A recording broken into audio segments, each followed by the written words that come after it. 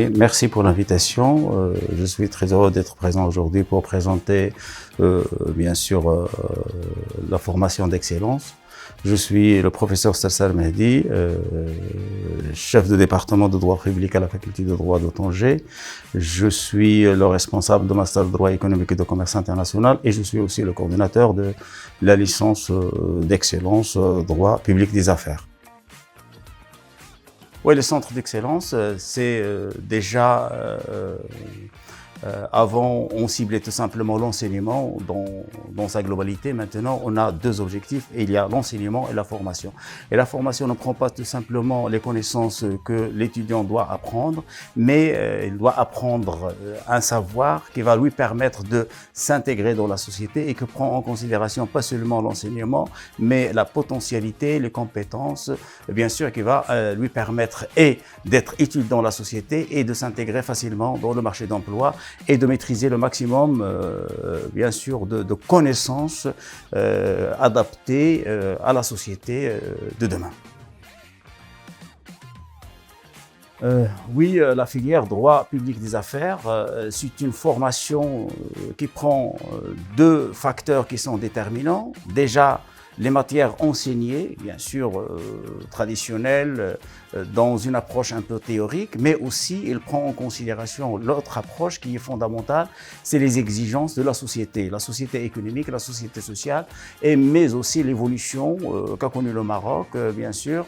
On s'est rendu compte que la formation traditionnelle et classique sera dépassée par l'évolution technologique et par aussi l'évolution et les exigences de la société, bien sûr. Et les opérateurs économiques cherchent une formation qui est très proche à leurs préoccupations et à leurs attentes. Oui, les avantages, c'est une formation qui est très pragmatique, qui est pratique et qui est évolutionnelle et qui cherche bien sûr à développer le savoir universitaire, mais aussi les compétences des étudiants avec une adaptation entre tout ce qui est théorique et tout ce qui est pratique. Oui, certainement les débouchés. L'objectif essentiel de cette formation, c'est de permettre aux étudiants de maîtriser bien les outils de recherche, qui est fondamental pour l'université, mais aussi les moyens, bien sûr, de développer les compétences dans des secteurs, à savoir l'investissement, bien sûr, le développement économique, les marchés publics, les contrats, le commerce international, la douane. Et ces secteurs sont vraiment prometteurs dans notre société et qui vont permettre une ouverture totale de la faculté, de l'université sur son environnement socio-économique. Pas seulement au niveau national, mais au niveau international aussi, parce qu'on a des matières, bien sûr, concernent l'investissement direct étranger international, l'investissement mondial, les groupements économiques régionaux. Et donc, ce sont des matières qui poussent les étudiants à chercher au-delà des frontières, bien sûr. C'est une formation transfrontalière. Oui, certainement. Tout d'abord, l'ouverture sur le monde.